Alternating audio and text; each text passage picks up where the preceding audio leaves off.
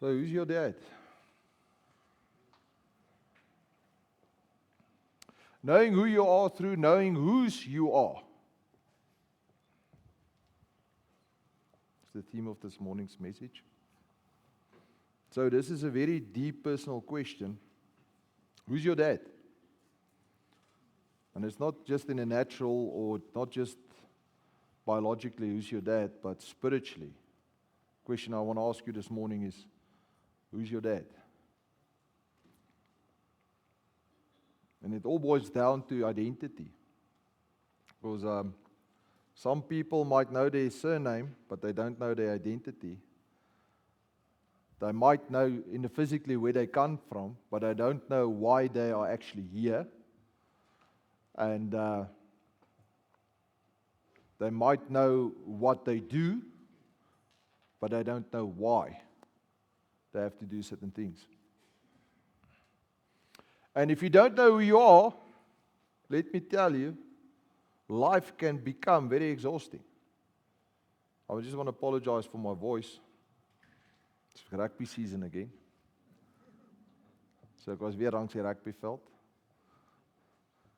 En ek het amper op hulle geskree, nie net vir hulle geskree nie. So my voice has left me, so I'll try my hardest. So lekker rasper stem vanoggend. Kan amper ook na rol sing. Alright, so whenever you become whatever other people need you to be, you need to realize you're not living in truth. You're actually fake. You're wearing a mask. Hallelujah. It might be that you're busy chasing approval, or it might be that you're comparing yourself to somebody else, or it might just be that you have an outward appearance of being strong, but inside you feel weak. Amen? Who knows what I'm talking about? I believe all of us have been there at some point in time. But the real question not only is who am I, the real question or the deeper question is whose am I? And once you know whose you are, you will start to understand who you are. Does it make sense? Amen? Do I need to say that again? Once you know whose you are, once you understand that, you will understand who you really are. Now, many people might be asking, this might be questions you ask yourself. So this is a rhetorical question you might have sometime ask yourself. So please don't put up your hand if I ask the question. I don't want to expose you. Okay, so you don't have to put up your hand right now. But many people have sometimes asked themselves, who am I? Or maybe, why am I here? Or the deeper question might be, why do I feel empty? Or if you're really honest with yourself, why do I keep pretending? And maybe, why do I struggle with insecurity? Why do I need people's approval? Who knows what I'm talking about? Don't put up your hand. And if you're really honest with yourself, I've asked myself this question, it's very dangerous. Why do I keep becoming what others expect instead of what or who God created me to be? It's very confrontational questions, these.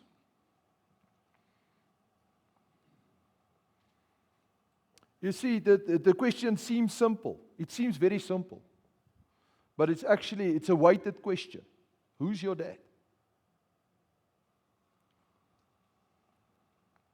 You see, the answer on that question will determine what you believe about yourself.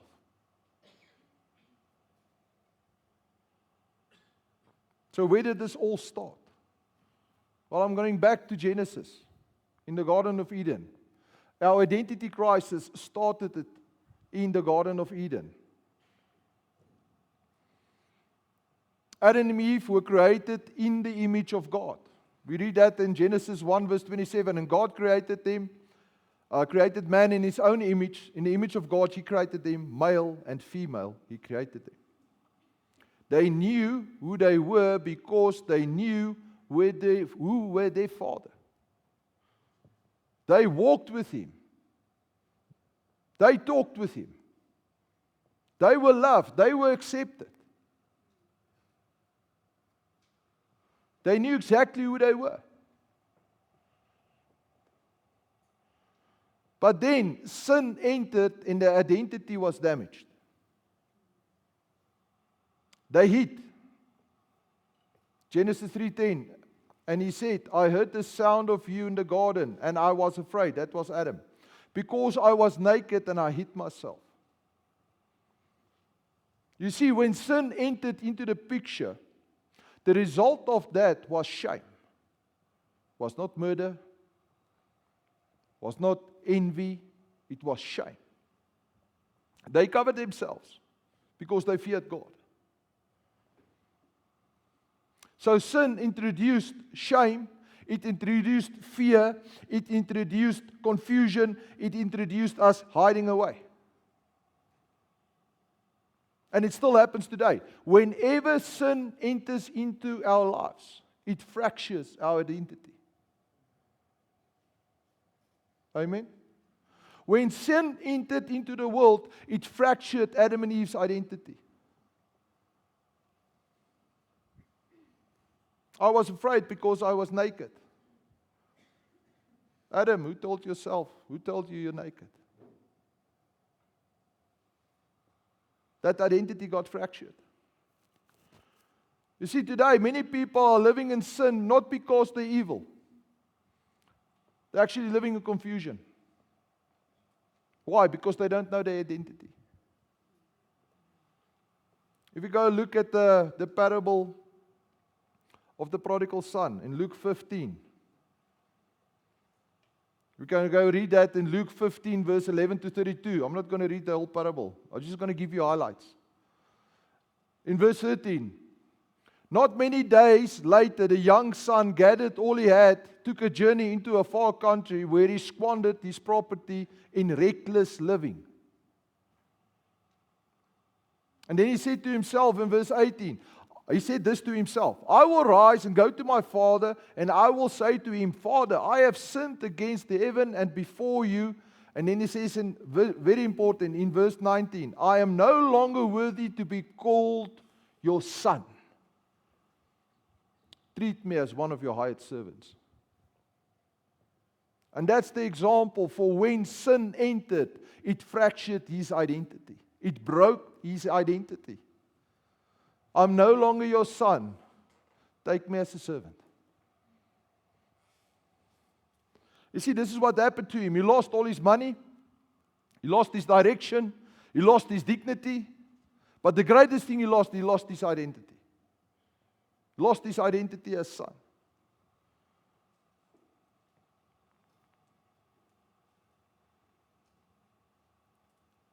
And he said, it will be okay if I live like a slave. And in the situation he found himself, he was caring for the pigs. He found himself in a slave position. And some of us today have that same mentality. We're sons in the house, but we live in a slave mentality. Amen? Slave to fear. I'm a slave to approval. Slave to addiction. Slave to shame. So how is it possible? Well, if you go look at the book of John 8:44, Jesus spoke of the father of lies. You see, there is always something or someone that is busy speaking to you. And we call it the father of the lies.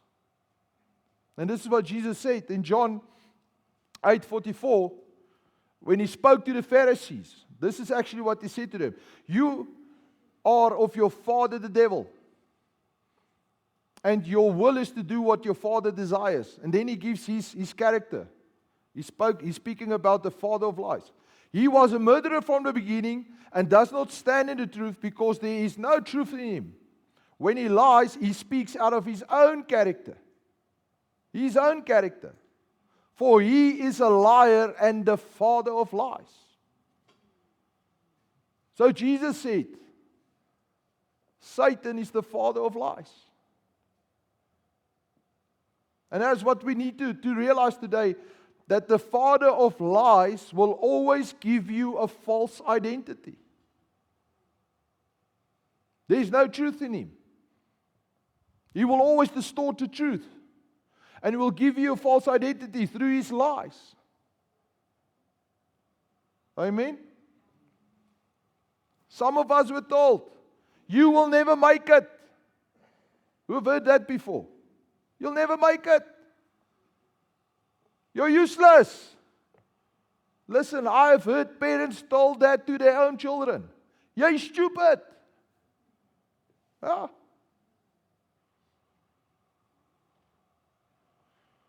You're too much. Or you're not enough. You will always fail. Let me tell you a story. I can say it today because the person that said it has already passed away. But we had a teacher in school. And she said to us, "Julle 10 A's will amount to nothing." In a fit of rage one morning, it was a fit of rage, I believe, she spoke over our class. You will amount to nothing. And of our grade 10 learners, or standard 10, it's grade 12 today, how many of us went to university? 2. How many made it on university? 0. Why? Because her words carried authority. And for a long time in my life, I had to struggle with this thing. And I spoke to my wife one day. I said, you know what? Somebody said this over me. You will amount to nothing. And at that point in time in my life, it felt like I didn't achieve nothing in my life. Because of these words that was spoken in the Spirit. It was hanging in the Spirit. It carried weight. But who knows, when Jesus comes into your life, He gives you authority to break that. Hallelujah. That's the good news. Ek hardloop my preek nou vooruit hierso. But we need to realize that sometimes when you're 4 years old, somebody will speak something over you, and you will carry that until you're about 40. And if you don't do something about it, you will take it to the grave. Hallelujah.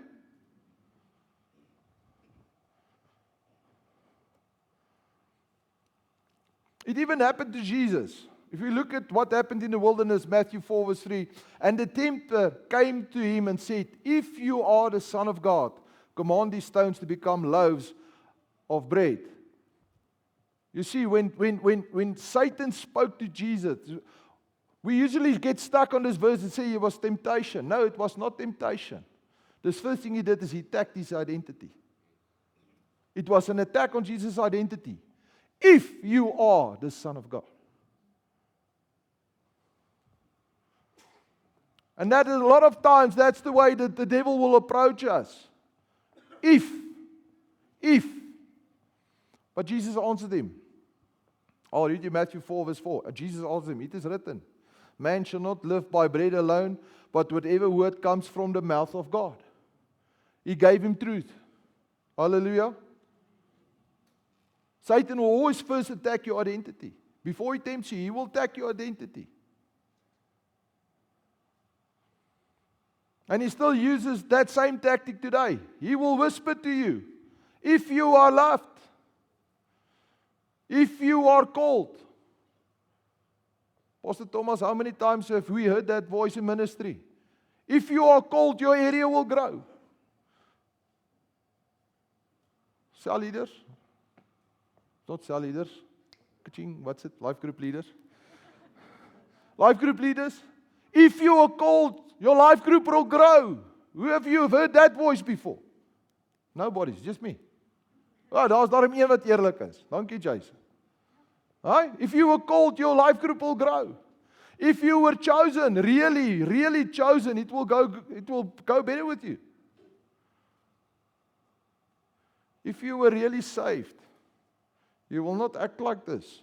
Who've heard that one before? Yeah. If you were enough, if God cared about you. Jesus answered him with truth. John 8:32, you shall know the truth, and the truth shall set you free. See, the devil can't create truth. He can just create a counterfeit. He can create something fake.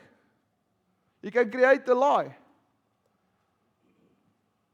The question today is, what is a fake or a false identity? I'm going to give you a few examples. I almost could recognize myself in all of this at some point in time. You see, a fake identity is who you become when you forget who God said you are. Amen? It's a mask you wear. A lot of times that mask is because of your pain. So let me give you a few examples. There's a performance identity. You might say, I am what I achieve. So if you fail, you're going to collapse. And maybe there was some time when you were ignored by someone. And to get that approval, you said, well, I have to achieve something. And some of us become an overachiever. That's a performance identity. The other one's approval identity. I am what people think of me. So when criticism comes your way, it will destroy you. You can't handle criticism. Or maybe you were just rejected one day by somebody, and to get that approval, you became the funny one. You're always the funny one. I read the autobiography of a few stand-up comedians. And one thing that came through is they are very, very lonely. Although they're very funny on the outside, inside they're very lonely. Another one might be a pain identity. I am what happened to me. You became your wound. Maybe when one day you were hurt by somebody and now you're the angry one. You have a short fuse. You get ticked off very easily. That's the pain identity. Then there's a sin identity. I am my mistakes. You are chained to your past. Maybe at some point you felt empty. And to fill that emptiness, you filled it with an addiction. And now today you are addicted to whatever. Or you might have a possession identity. I am what I own. I chase after things, but I still stay empty. Maybe it's been a time when you felt weak.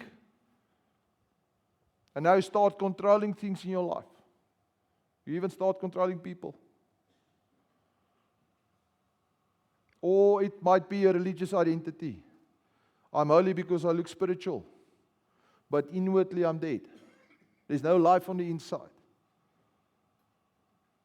See, people might know their name, but they don't know their identity. The question is, why is it so important?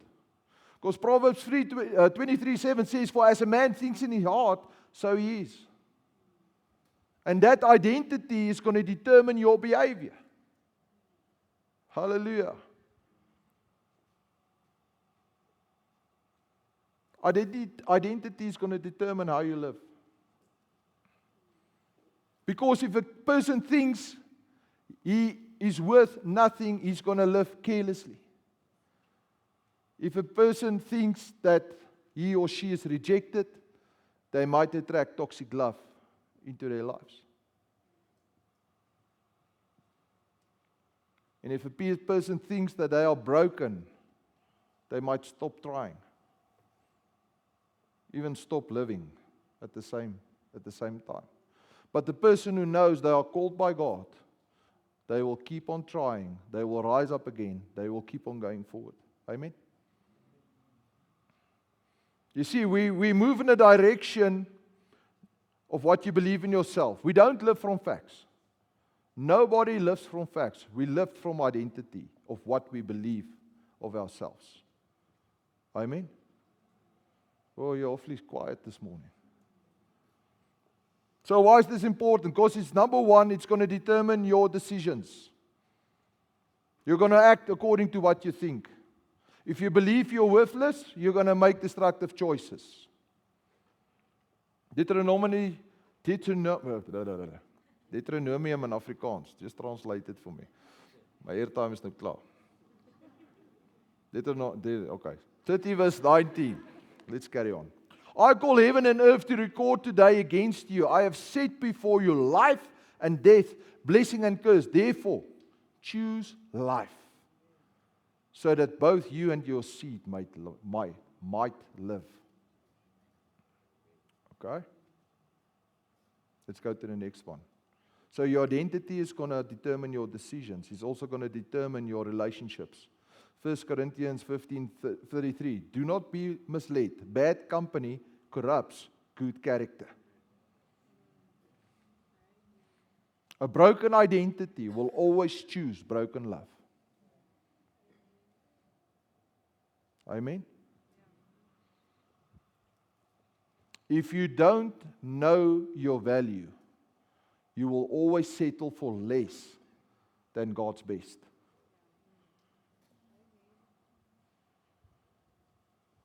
Let's carry on. Why is it important? Because it's going to determine your boundaries. Proverbs 4:23. Above everything else, guard your heart, because from it flows the springs of life. So when you know your worth, if you know what you're worth, you will not let people abuse you. Because you're much more worth much more than that.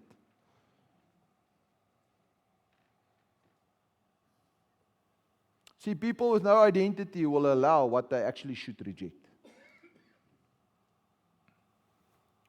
Number 4, your destiny. Because your identity determines your destiny. Judges 6:12, an angel of the Lord appeared to him, that is Gideon, and he said to him, the Lord is with you, O mighty man of valor. Jeremiah 1 verse 5, before I formed you in the womb, I knew you, and before you were born, I consecrated you. I appointed you as prophet to the nations. See, people with the wrong identity will sabotage their own calling. Gideon said, I am weak, I amount to nothing, but the Lord said, you, O mighty man of valor. He spoke his identity over him. You see, your identity will unlock your calling. It will reveal your destiny, and it will position you for your purpose. Because you will walk in it.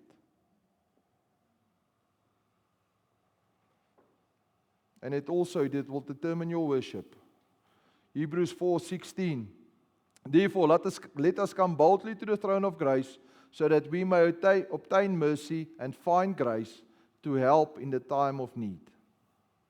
John 4 verse 23. But the hour is coming, and it is now, when the true worshippers shall worship the Father in spirit and truth, for the Father seeks such to worship Him. If we go back to the Garden of Eden, because I have a fractured identity, I have a fear of approaching God.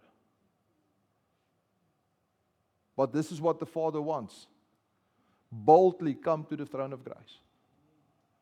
So it will affect your worship. Because a broken identity will tell you, you're not worthy to appear before the King. And that's the lie. That's the lie. If you know the Father, you will know how to approach Him. You see, every battle in your life touches your identity. Every battle in life is won through that identity, or lost through that identity. See, if the accuser or Satan can confuse your identity, he will weaken your purpose and distort your relationships, steal your confidence, block your worship, maybe even derail your calling in life. But when identity is fixed and settled and set in your life, the storms might come, the temptation might come, the losses might come, the criticism might come, and you will still stand. Because your foundation is sure. Your foundation is in Him. Why? Because you know who you are. And you know whose you are. Hallelujah. See, your identity was never meant to come from people. Jesus did miracles before He preached, before public ministry. Something happened to Him when He got baptized. Matthew 3:17, and behold, a voice of heaven said, this is my beloved Son, with whom I am well pleased. The Father spoke His identity over Him. So our identity was never meant to be built on people's opinions. Your identity is not supposed to be built on what people say about you, even what your parents say about you, or your friends, or your enemies, or your successes, or your failures. Your identity is supposed to be built on what God, the Creator of heaven and earth, says about you.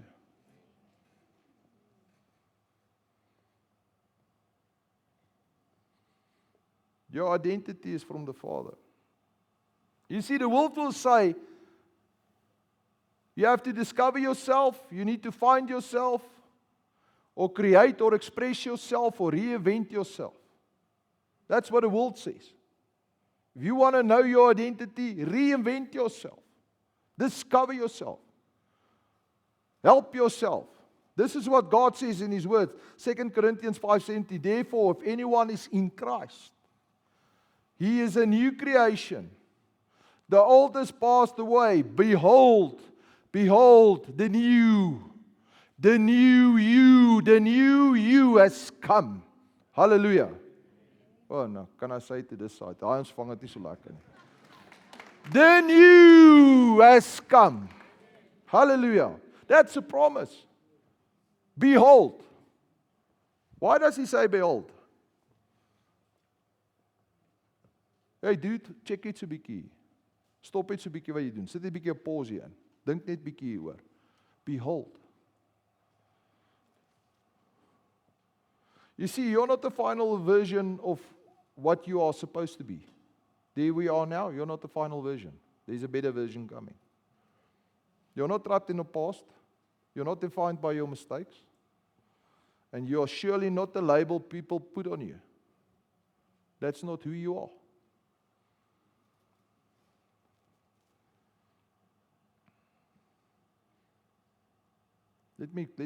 I'm going to give you 10 things this morning.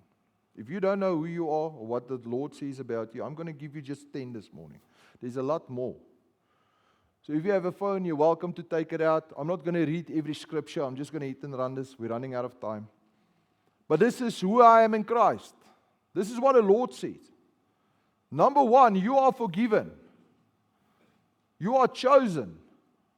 You're loved. You're accepted. You're a new creation. More than a conqueror. Some translations say more than a champion. Your royalty, your God's workmanship, an heir of God in the temple of the Holy Spirit. You are not what the enemy said you are. You are not your past. You are not defined by your past. You are not what the trauma in your life said you are. You are what God said you are.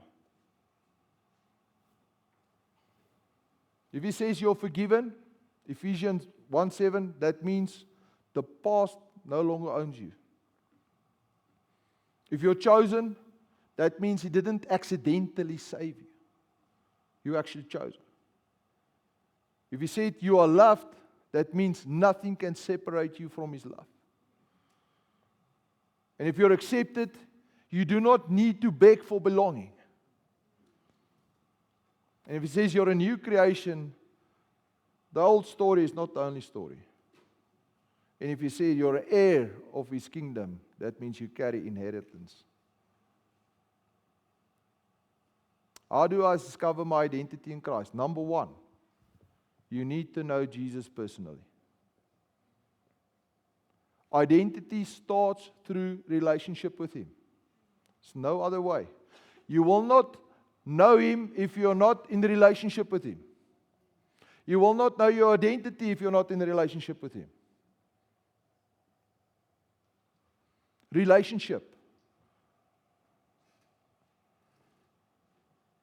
Who of you know what's my favorite color? Yeah, it's black because it's the color of my soul. Yeah. What's my favorite color? Blue. How does she know that? She's married to me. Hopefully she's in a relationship with me. Not just married. All right. This is what Jesus said in John 14. No one comes to the Father except through me. Hallelujah. Second one, read the Word of God. Because the Bible is a mirror. Some people might look to something like social media as a mirror. And you find your acceptance in that. So it's all about clicks and likes and highlight reels. And you measure your worth by how many followers there are, and how many comments, and how many attention you get. It's not a good mirror. Some people use the mirror of relationships. So your relationships will define who you are. So you will rise and fall with everybody who accepts or rejects, or who stays and who leaves. And your measure is worth by attention, affection, or validation from people.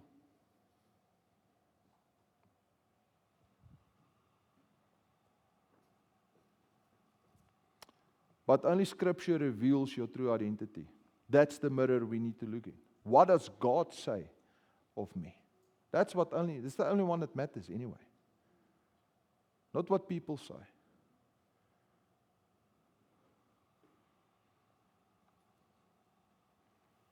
We cannot take people's trends or people's things and make this our identity or the foundation of our identity.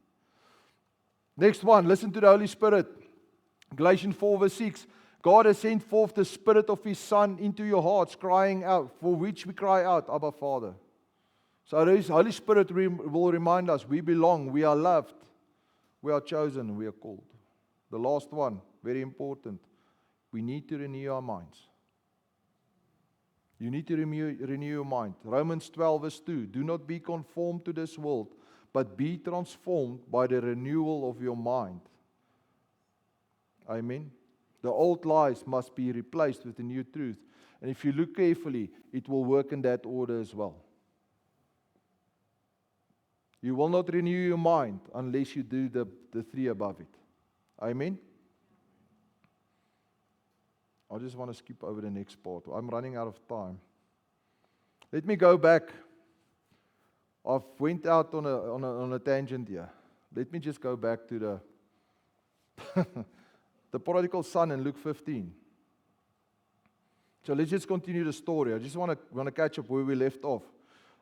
In Luke 15:18, he said to himself, he said to himself, I will arise and I will go to my father, and I will say to him, Father, I have sinned against heaven and against you.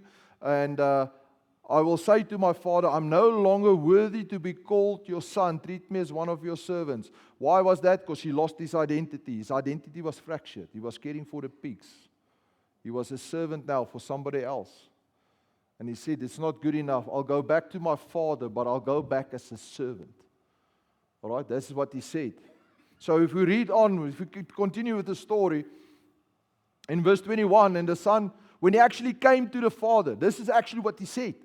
He said this to his father, and the son said to him, Father, I have sinned against heaven and before you. I am no longer worthy to be called your son.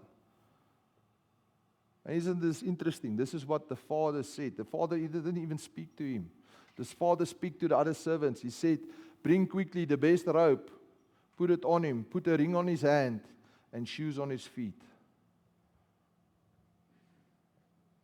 And that's the heart of the Father. So what happened here? First thing, he gave him a robe. When the prodigal son returned, the father ran towards him. And the first thing he did is he clothed him. He didn't give the son his own robe. He gave his robe to the son. He clothed him. It was the father's robe, the robe of honor. He covered him. You see, God just doesn't forgive you. He covers you. He just doesn't remove the shame. He clothed you with His grace.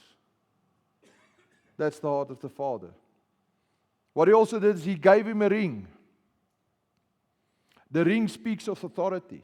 In biblical times, that ring had the family seal or the family crest or emblem on. Speaks of authority. That means whoever has that ring has the right to act in the family's name. So the son said to the father, make me one of your hired servants. But the father said, you're not a servant, you're a son. He gave him his ring. He gave him authority. He gave him the family identity. He gave him an inheritance. Why? Because trust was restored. So when God saves us, He restores the authority we lost. Where did we lose that authority? Back in the Garden of Eden. We've lost that authority. So the enemy wants you to beg like a slave. The God wants you to walk like a son. That's why He gave him shoes. Sandals, shoes, speaks of sonship. Speaks of freedom. Usually the servants or the slaves were barefoot. And they were restricted to the family property. But if you had sandals, you can go anywhere. Freedom.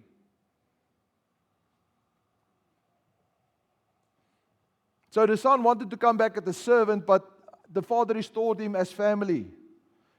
His freedom was restored. His sonship was restored. Position was restored. Dignity was restored. So the bare feet speaks of slavery. Sandals speaks of belonging, of freedom. You're no longer a slave of fear or shame or sin or your past. He's given you a new position. Why? Because God restores that identity. So, in summary, he got a robe to cover his shame. He got a ring because the authority was restored. And he got sandals because it confirmed his sonship. Hallelujah. So the father was saying, you are clean again. You belong again. You can walk in my name again.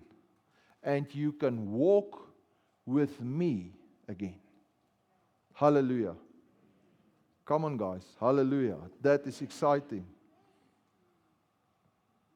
The problem is today in the church, today, unfortunately, we're still ashamed, we're still begging, we still not know where we're going, because we don't know what's our identity. Amen? We are called by the Most High. The Father says today, put on that robe, wear that ring, put on that sandals, and walk as my child again. You see, the prodigal son came home expecting a job. He received righteousness. The robe speaks of righteousness. He expected punishment. He received authority. He expected slavery. He received freedom. And that's the grace of the Father. Amen? Hallelujah.